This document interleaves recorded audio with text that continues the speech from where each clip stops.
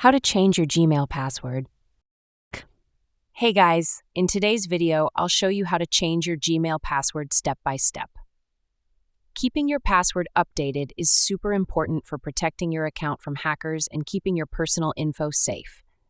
So make sure to watch till the end and let's get started. First, open Safari, Chrome, or any web browser and go to myaccount.google.com. Once the page loads, sign into your Gmail account if you haven't already. Google might ask for your email and current password to verify it's really you. Now that you're inside your Google account settings, look for the Personal Info tab in the top menu bar. Tap on it. Next, scroll until you see the Passwords section. This is where you can update your password. Tap on it.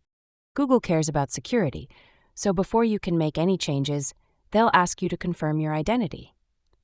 Now you'll see two empty fields where you can enter your new password.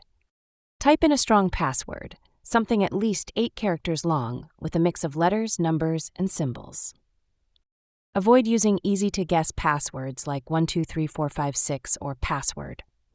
Type your new password again in the second field to confirm it's correct. Once you've entered and confirmed your password, tap the Change Password button. And that's it! Now you know how to change your Gmail password in just a few simple steps.